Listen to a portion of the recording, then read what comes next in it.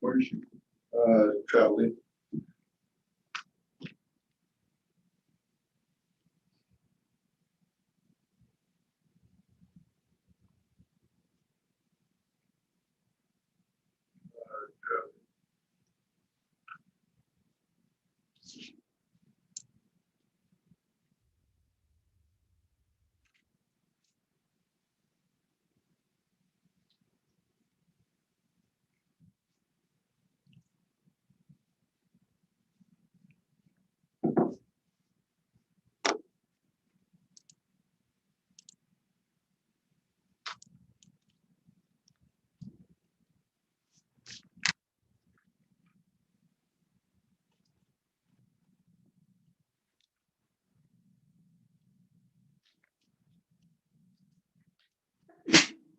Bless you. Hey, the clock is actually ringing on time. Not the right time, but it's ringing. It's It's Halloween time. It's, Well, it's not for that we one. got a coordinate the mechanism for the clock. At least it's all ringing on time. FaceTime in the building on the calendar one system. Okay, we'll call this council regular session to order Wednesday, September 1st, at 7 p.m. Please join me in the pledge of allegiance.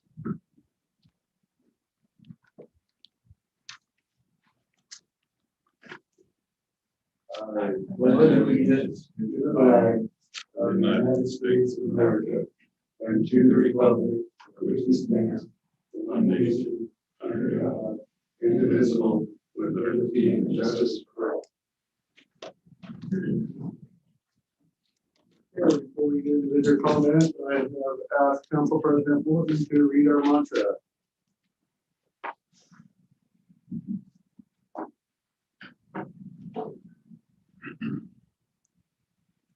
I'm on the City Council as an advocate of quality and effective city services. I will do what I can to promote cost-sensitive and professional services to the city, residents, and visitors. I will do what I can to promote a safe environment for business and families. 2, it is my responsibility to contribute to a stabilized environment for the city. I am an opponent of uproar, dissension, and conflict. I believe in cooperation. 3, I believe in routine. The greatest gift I can give to the city residents is to provide services that are predictable. 4, every comment I make and every vote I cast will be motivated by the question, what is good for the city residents and visitors? 5, what I want for my family is what I want for all patrons of the city. 6, I will champion the city. I will compliment and reinforce often. I will suggest and recommend when necessary. 7, I will support a majority position of the council. I may not agree, but once the vote is taken, I will be with the others. 8, I will never come to the council meeting having made a promise to an individual or group. 9, at all times, I will remember I'm a city official whose purpose is to serve and represent others and act on their behalf. 10, courtesy is a rule. I will not break that rule. 11, a council meeting is a business meeting. It's not entertainment, not social hour, not a question and answer session. It is a business meeting. 12, I am busy. Other council members and the mayor are busy. The city staff and administrators are busy. Everyone is busy. At this meeting, I will do what I have to do. I will do it as fast as possible. I will respect the time of other people. Thank you, Councilor Morgan. Okay, so now we'll go ahead and open up for visitor comments. If you'd like to make a comment, please keep your talk to 5 minutes or less. And state your name for the record, please.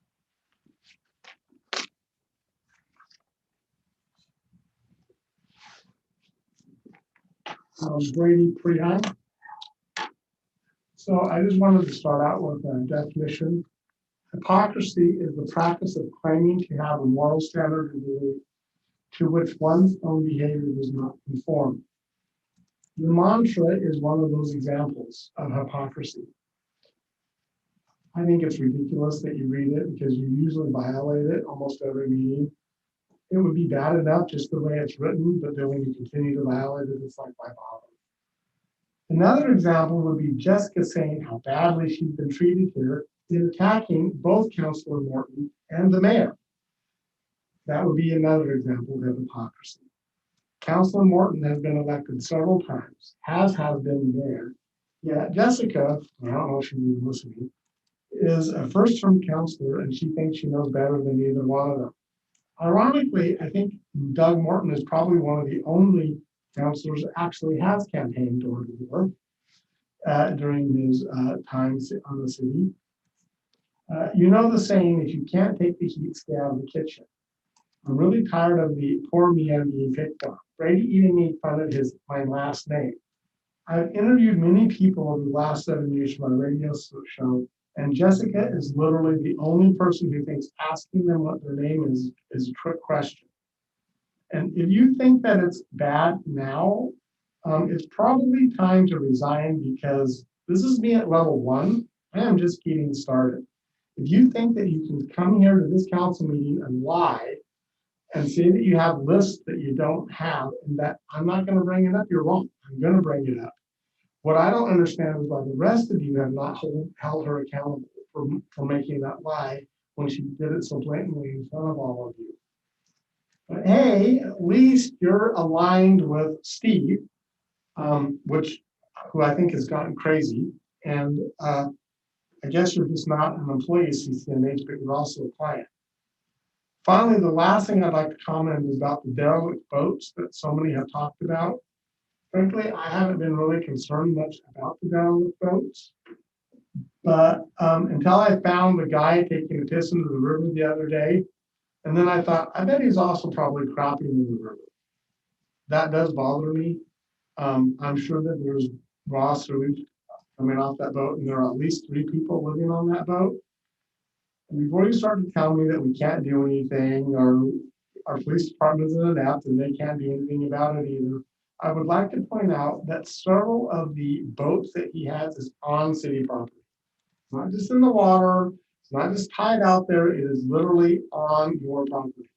And if you're telling me that you can't control what people dump on your property, then I'm going to start bringing my garbage down there and dumping it on the city property. Because why bother? Because if you can't even do anything about having literally junk. And it's been from boat that's out there, okay, maybe you really can't do anything about it. But he has canoes, other boats. Show up, confiscate them, take them. They're on your property. Thanks.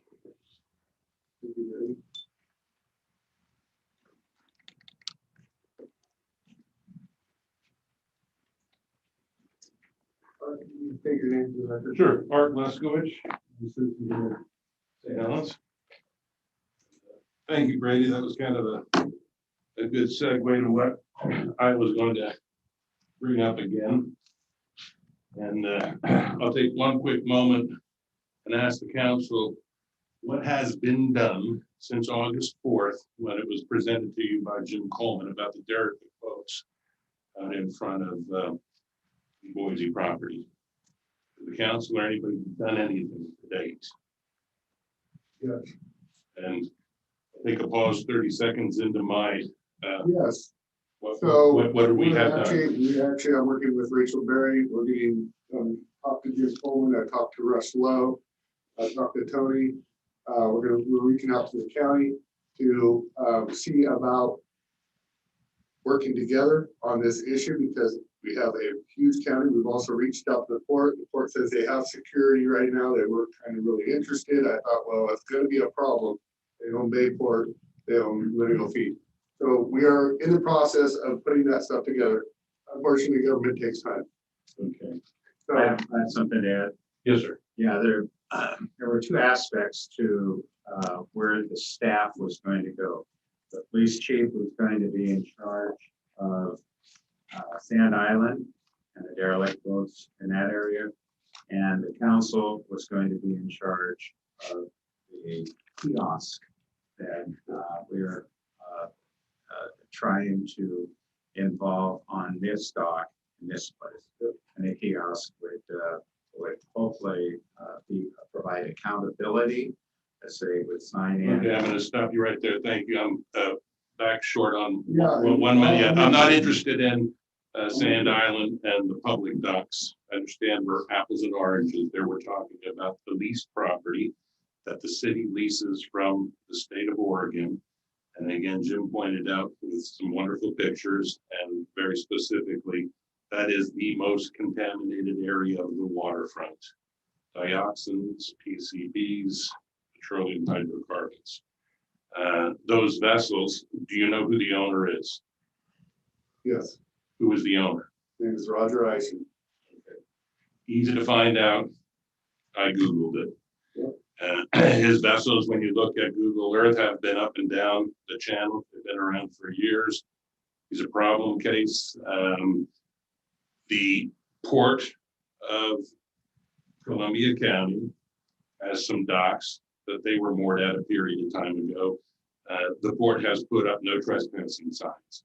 So it suggests that the city takes proactive measures, post the signs that need to be posted for criminal trespass, coordinate with the port.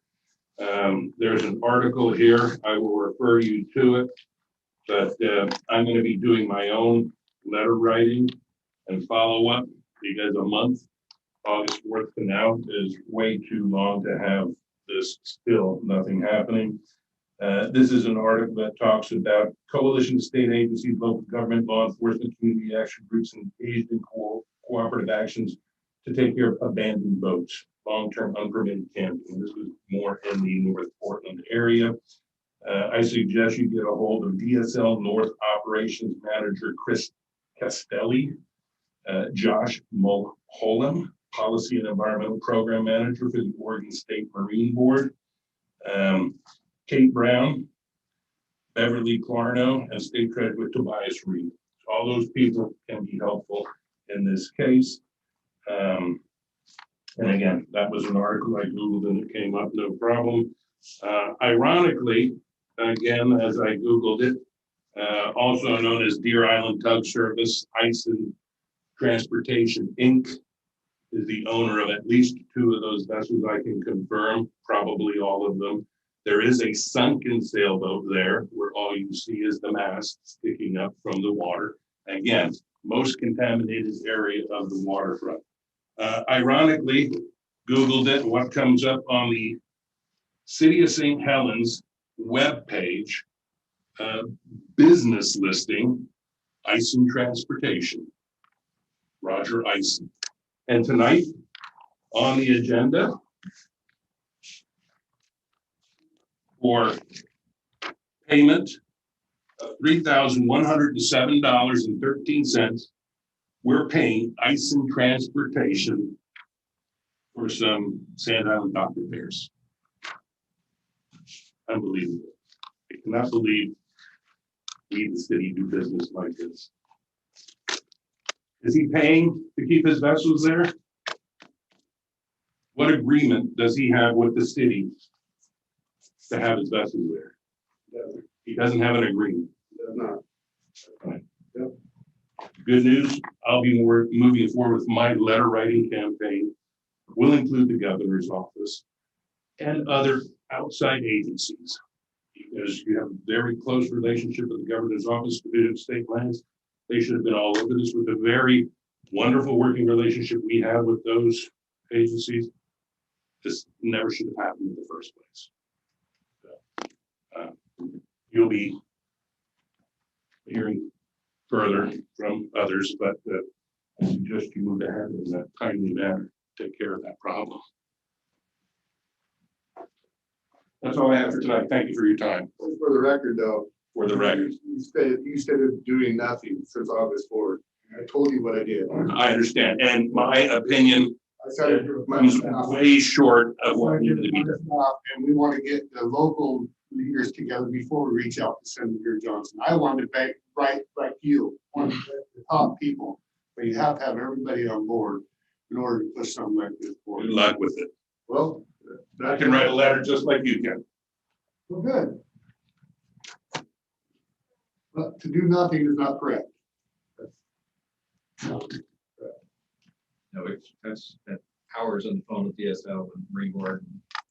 And the reason we do not want Roger Eisen on there, we do not want him on our docks, period, point blank. We told him to leave plenty of times. He's the only one with a tugboat in the area that can do repairs to our Sand Island docks when logs damage them. That's why the work was performed. Correct? He was the only one to do it, and the Marine Corps was paying for it. It's passed it through us, and we get reimbursed for that payment. So The minute we take a stitch of money from Roger Eisen, we've assumed liability. We have not taken $1. We've continued to reach out to him and ask him to move his vessel. A number of times. Just so the entire council knows that. Okay. Any Zoom comments, Matt? Okay. All right. So ordinance, first reading, ordinance number 3270, an ordinance granting the Columbia River Peoples Utility District a franchise to operate an electric utility and distribution system within the city of St. Helens. Okay, then we have a resolution coming up here, and I'm gonna ask for public comments on increase in Dropbox rates. Is there any public comment? Okay, this is an increase for drop boxes for like construction, you're doing construction or putting out a rental or something like that. Okay, resolution number 1933, a resolution establishing Dropbox rates and superseding resolution number 1898. I move we adopt resolution number 1933 as read. Second. Okay, Question. Yep. So, can someone give me the situation on the superseding resolution 1898? I think I know, I think I read about that. But I want to know for sure. John, on the process of one resolution superseding another, Yes. previous resolution that was the previous rate is superseded by this resolution. Right, okay. So it's an adjustment of a rate, is that correct? Okay, so what I read was appropriate in that. Yeah. Okay, got it. Thank you. Any other questions? Okay, Council President Morton, Aye. Councilor Topaz, Aye. Councilor Berkeley, Aye. is Councilor Felton available? Okay, and like I said, she's having technical difficulties. She reached out, just wanted to let that be known for the record. And I as well. Okay, approve and authorize for signature 3 concessions agreement with Shiver Me Ice Cream Mobile Ice Cream Truck. 4 agreement with Strategic Network Group Inc. SNG for broadband economic case and market demand assessments. 5 amendments to agreements with Pacific Northern Environmental DBA Advanced Electrical Technologies for the water filtration facility, SCADA. Update. 6, work order number 2 with Mayor Reed Inc. for River Phase 1 and Phase 2 design work. 7, first amendment to contract with Edge Development, Kimball Park Sports Court installation. 8 contract payments. I move we approve and authorize for signature items number 3 through 8 as read. Second. Okay, questions? None? Okay. Council President Morton. Aye. Council Topaz. Aye. Council Berkeley. Aye. And I'm an aye as well. Consent agenda for acceptance, 9 contract with King Lady Construction for soil stabilization by cement amending the subgrade in an area of Kimball Park. I move we accept for consent agenda item number 7 as read. It's number 9. What did I say? Number 7, Thank it's old age. I take it back. Thank you. I move we accept consent agenda number 9 as read. Second, Okay, motion's been made and seconded. Council President Morton. Aye. Topaz. aye. I'm an aye as well. Consent agenda for approval, 10 council minutes dated August 4th and 18th, 2021. And 11 accounts payable bill list. I move we approve consent agenda 10 and 11 as read. Second? Second. Okay, Question, yes. on minutes of both August 4th and 18th, there's a number of missing items that were just indicated as discussion at the end. I myself made a number of comments having to do with numbers, which were not in the written minutes as printed out. There was also a suggestion by the mayor that in order for Councilor Topaz to put on anything on the agenda, it took 2 councilmen and himself, and that is No. I did not. I stated, I know what I said because I know the. Let me finish. Anyway, the charter of the city says anybody can put on a agenda item, and it only requires 1 councilman. The discussion was of such nature that I checked with John Walsh the next day, and he informed me that he and Kathy found some very strange problems with it, but those words are not in the report. Whatever they are, those words are missing in the written minutes. So until those minutes are correctly printed out, I do not think the minutes should be printed or accepted. So what I said in that meeting, for the record in this meeting, is that in order to get something put on the agenda, you come up with the idea and you get the approval of 2 other councilors. Or you can come to the mayor and ask that we put on the agenda. Both those are how you get stuff put onto the agenda. That's against the charter. That's what I'm bringing up. It is not against the charter. The charter is actually silent on the meeting rules. I mean, where we found it was in the resolution that source of governing rules, 1838, I believe. In the charter, it says any person can bring up with the, and historically, people have gone to Kathy Payne and had items put on the agenda when we had space on the agenda. So to have such a rigorous restriction is not in conscience, but no matter what that discussion is, the discussion that you just had was not in the minutes. That's the point. Unless that discussion gets put in the minutes are really null and void. So my understanding is that minutes are not verbatim transcript. Now, if we do have recordings, which have all that, but the purpose of minutes is to accurately reflect the content of a meeting. So I would, and so I think Councilor Topaz, it seems you're saying that it doesn't accurately. And there are a number of other items that Does not, right, well, but again, I think if we were to look at all of minutes over all of the years, there are many specific statements that are not referred to. I look at the summary of the comments of my statement, and it's not a verbatim. Do minutes reflect the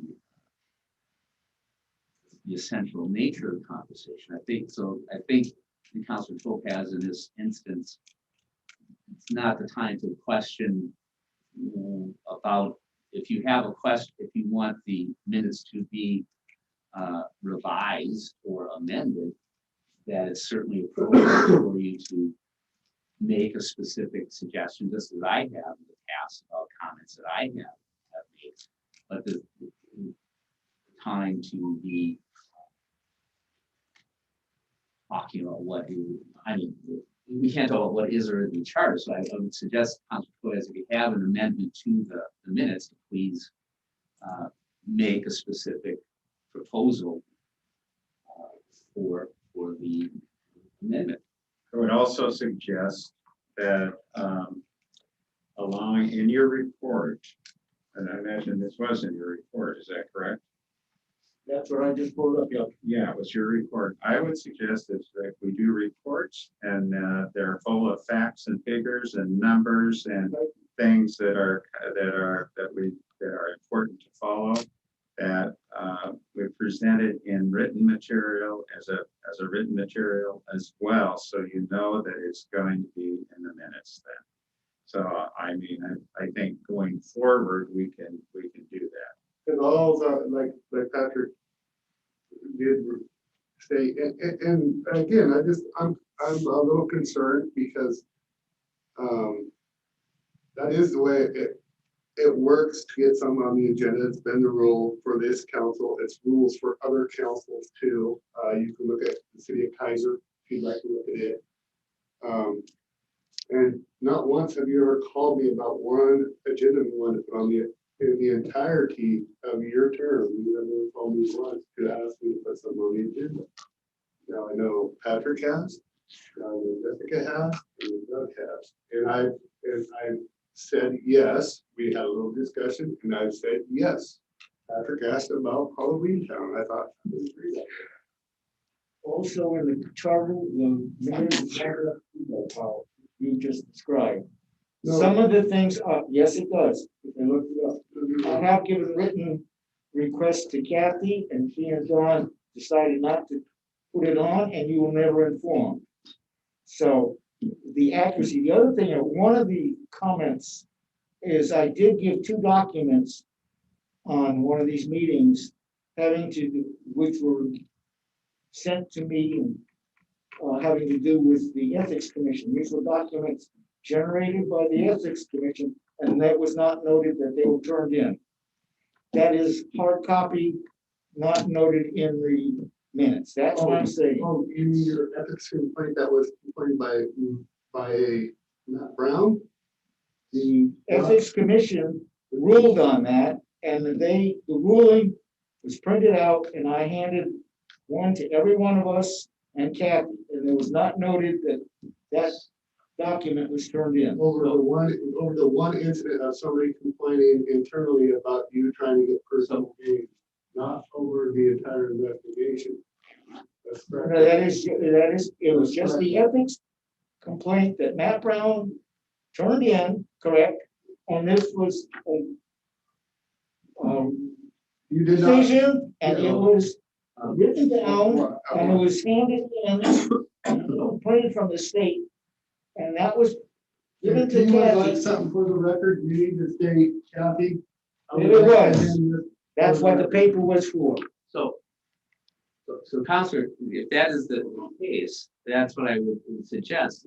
I want it to be specifically noted that you distributed It was information to council and Kathy. council members and to staff. I mean, that's, it's not, I think, an amendment you could make, is that like be stated that that you distributed certain documents And I would to also, staff and council for And I would reference, also- we can, I would also request that it be very simplistic and clear on what, when you state for the record, that it's not 5 things in one, that it's for the record and it's one solid thing that you're proposing at a time. And if you have to repeat for the record, I would like this, and then for the record, I'd like this. I do not want 5 things jumbled into one, so we can hear, because I have a problem with hearing half truths a lot of times and facts that don't meet what we already have currently investigated.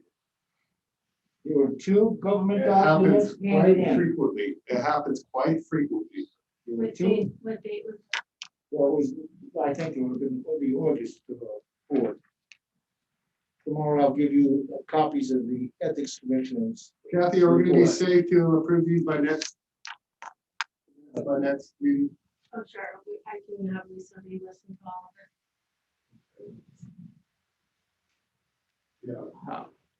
How, okay. Because a great deal of the meeting was taken down from the citizens verbatim. Why a portion of the city council wasn't taken down verbatim begs the issue. It's all summary, it's not verbatim. Yes, and that is something that's gonna continue, so I would agree with Doug, that if you really want something, put it in writing. Yes, because our city staff works hard and they do their job well, they do. Go ahead. Before we leave this issue of what the charter says, what the governing rule says, it might be healthy to have an upcoming workshop to review what the charter, what it actually says and what the council rules say. Because in a lot of cases, it's really pretty silent. We have a pretty simple charter. And, under rules, it says, this is how simple it is. It says the council must by resolution adopt rules to govern its meetings. That's all it says. And the next one, and we do have a resolution that has rules. Then under meetings, it says the council must meet at least once each month at a time and a place designated by its rules. And may meet at times, other times in accordance with their rules. That's it. So those rules were adopted in the past council because this is the way it's been run forever. When I was transitioned into this position, I was told by the mayor that one of the main things I get to do is appoint liaisons, and I get to control the agenda and run the meeting. That's what the mayor has. That's the difference. The only difference between me versus councilors is that right there. Well, the written charter that I have put in that book is before the resolution, and that. So there was obviously a rule made. Well, that's So that's the voter approved charter. There's the charter, and then there are our That's correct. That's correct. So I think when we're talking about what's in the charter, it needs to refer to what's in the charter, and if it's what's in the rules, and so it's important to be careful about the language we use when we refer to the documents we're using to support our. Of course, one of the other items brought up is in the charter, it says the council cannot designate the mayor and not the mayor, somebody else their job. And that was 1877, that resolution. So So I mean, there's a conflict between what we did and what the charter says. That's my point. Councilor Topaz, I guess with that, I read the charter after you made that comment. I did not see anything in the charter that supported what you were saying about that. But I guess since we're taught, I guess Councilor Topaz, if you're asking for, the motion was to approve the minutes. And my suggestion is if you have this, please, if you have a specific amendment that you would like to make to, or the amendment to the minutes, please do that so that we can move on with our business on approving or not approving these I minutes. just brought up my discussion about the minutes. That's all I did. So you're not proposing an amendment? Then I would Again, like to call the question on the floor, we have a motion which has been seconded. That's what's on the floor. to approve the minutes. And I would call the question this time to move forward and vote that we approve or not approve. Okay, motion's been made and seconded to approve consent agenda N and 11. Council President Morgan. Aye. Councilor Topaz, Nay. Councilor Berkeley, and I'm an aye as well. Okay, so other items that we have. Just the utility billing adjustments that John brought up during. That's right. Yes, so we had the water bill adjustment earlier. Leaking right at the meter just on the other side of it, and they got all the necessary repairs and Yeah, it was something that just exceeds the administrative authority to it. Total amount was $641.52. which Would somebody like to make a motion on approving the staff to, or do you have 642 of a leak adjustment to the water bill? So moves. Second, Okay, $641.52. yes, $141 above the regular. okay, motion's been made and seconded to approve 600, where is it at? $641.52. For the board. Aye. Lopez? Aye. And I as well. Okay, what do I have to report? Good Main Street meeting last night. A lot of new members showed up. There was a shift in interim electorals for now till December, until they can get a complete board on board and then make their voting decisions. But it was very encouraging that it was a total shift of power, and just a lot of participation in the community, people showing up, and the MOU that we have created and helping with part-time staff and seeing the energy in that room was a good feeling. It really was. So looking forward to seeing what they have coming down the next few months, because I know they're ready to start doing some things already. And they're just trying to get all their, going through the bylaws and narrow it down and get a bunch of work. They're doing a bunch of work. So it's really, really good to see that. And then, so I have been reaching out, and this, I kind of spearheaded this a little bit, but got a call from the county, wondering if there was interest from this council on starting back up the city-county dinners again, which are quarterly. Yes. I think that's a great idea, with the exception that we're in a pandemic at this point, and it seems to be fluctuating. And on the news tonight, it's an all-time high, and so just with caution about the pandemic. Otherwise, all for getting together as soon as we can. Yeah, we literally started talking about it 3 months ago, just so you know. It was when the pandemic was. Yeah. What we can do is have the meals delivered and you do it by Zoom. That'd be absolutely useful. It's just nice having you being in a room with elected officials. Councilor Berkeley? Yes. Yeah, okay. So just a general census of a yes, if you could let Jason know. That'd be great. And that's all I have to report. Yeah. Be safe this weekend and enjoy it. Go Ducks. They play Saturday. Well, that's my report. Okay, go.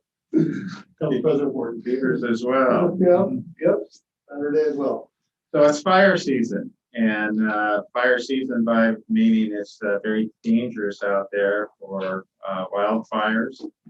And we are sitting on the edge of a catastrophic area, which is called Dalton Lake Nature Preserve.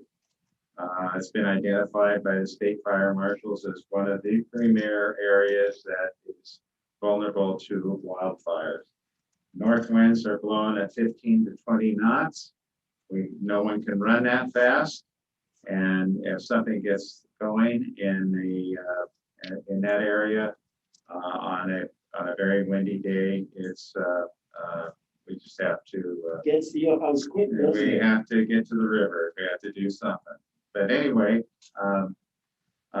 just be on alert of that. Great Cliffs had a fire, started from a little campfire or a cook stove about 2 weeks ago. And a homeowner saw the flames and actually garden hose and a few other things. A fire engine did show up to put it out. But that's extremely lucky. We're lucky when we get out of that. If every night on the news, every newspaper you read, you see these huge flames and people losing their homes. We don't want that to happen in our community. It's too costly and it's unbelievably dangerous for all of our citizens. So if you see suspicious activity going on, please call the police. They're there to help us out with safety issues. And if they do encounter people who are homeless, they actually try to give those individuals resources that are available in our community to work with CAT, some church groups, food banks, for those kinds of resources. But anyway, that's my kind of my report about the safety issues, and I'll just stop there, okay? Because I feel myself starting to babble. I had a conversation with the superintendent's office, and they are wondering the interest in getting the student council started. Is there anything that the council is interested or not? It's the beginning of the school year, and as you know, the beginning of this year is bizarre. So we have to have someone step forward off the council to help facilitate that. And Actually, Shauna has it going. Me and Patrick, we're perfect. the FAO beer contest contestants. She's doing it on Fridays. Well, For Tina, leadership. not Tina, China is, but there has been conversation here about that it could be a separate, in addition to the council. And I do believe that I have offered to step up to investigate that. okay, so the answer is yes, there's motion, no, nothing definitive. So I think we're right. That's been kind of just it's there's a change, and Shauna through the rec program is doing some very good things with student leadership that deals on in terms of developing programs and activities. But as I see in the code where it describes what the purpose of the youth council is, that's a kind of separate type of thing, and that you look at reconstituting that, and I am willing to That's interesting. with that. That's interesting, Patrick. And I think that it's important to have a staff person and a council person, both individuals working in tandem in correlation with what's going on. I think in the past we loaded it up with a couple of council members, and their staff was kind of left out of it. But I think our Parks and Rec person is in a perfect position to do that. You being a teacher and educator, I think you're in a perfect position off the council to do this. So I would endorse that heavily. So, but I'm not quite following what you're saying. You're saying him working with Shauna? Because I hear Patrick saying something different. That he was gonna start something totally beyond what. Well, No, right now it's a discussion. Yeah. Things are moving, nothing definitive yet. That's It is. what I take. And yeah, I think, and I heard Counselor Is that what you heard, Tim? that, well, I hear that, yeah, Shauna, since she's already working with you, certainly somebody to talk with, but I also believe that, say, Rachel Berry, since she's your government relations, and if this is, talking with Superintendent Stockwell. So I appreciate you bringing that up. And so this, my understanding has been that we want to look at that as perhaps supplementary, complementary to what is going on with the rec program, and that is there somebody on the council willing to work on that? I would, again, I'm very happy to be that person. However, working with whomever we need to work with to work on staff or in the community. That's all it is. Good answer. Yeah. That's all done. Okay. Councilor Murphy. Really,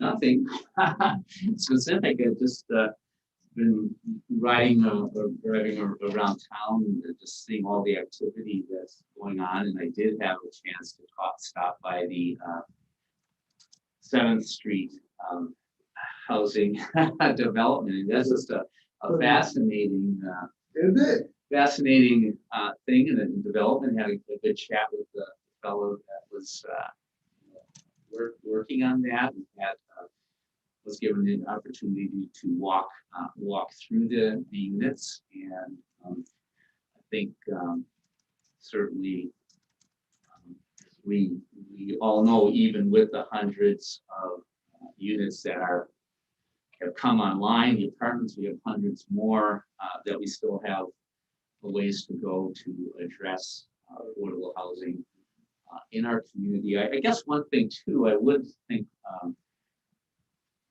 to kind of keep in mind, one of the other things I did do was stop by McCormick, walking the dog through McCormick Park with my wife and our dog. And I've promised my wife that I would not talk city business with people. Well, so we parted our ways so that she could continue to walk with the dog and go home, while I could talk with the representative from Grace Baptist Church, who's doing the food distribution on a Thursday, and just finding out about the great work that they're doing in cooperation with the community action team to address hunger needs, but also the outreach that they are doing to our unhoused or houseless population, and that we have, I know we as a city contribute funds to community action and to others to address that. But I do think, especially winter coming up ahead, coming up, that we need to continue to maybe, and this might come through with as we renew our cooperative efforts with the county and other agencies, but what we can do to be more proactive in addressing the needs for shelter, hygiene, food for our houseless population. And continue to work on that, but just really impressed by the dedication of the members of that church and others who on their own are just stepping up to try to meet the needs of folks in our community. Other than that, I did want to ask Mr. Preheim, you in your comments, when you were talking about the derelict votes, I wonder, could you please read again what you had said concerning the police department, or what our potential attitude toward the police department would be in terms of enforcing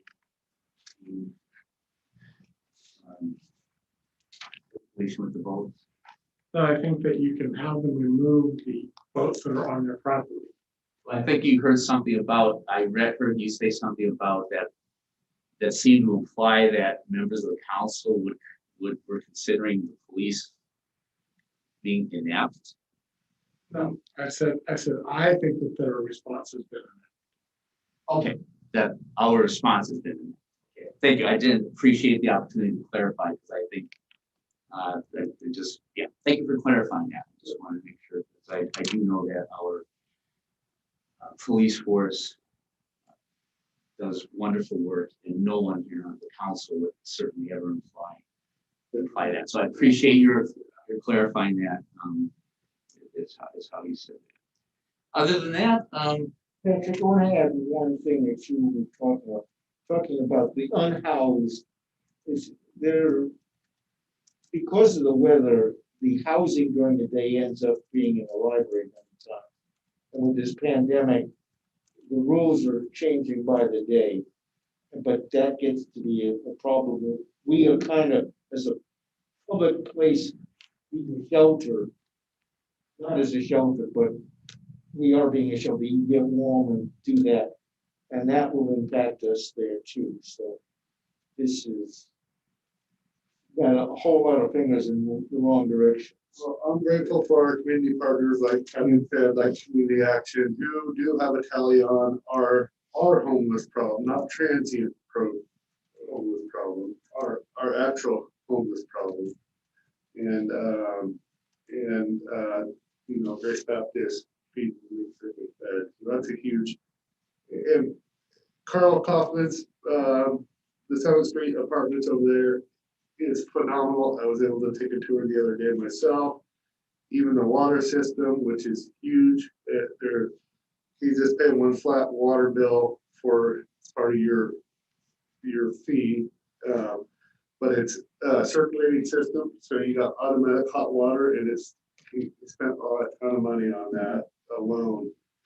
This guy doesn't do anything that's second rate. You've got to go inside and see. Right, you hear shipping the container,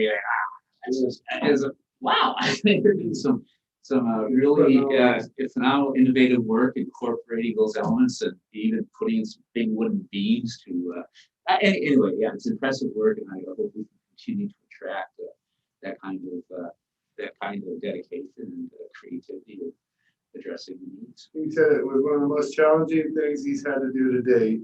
And it's been very exhausting of funds.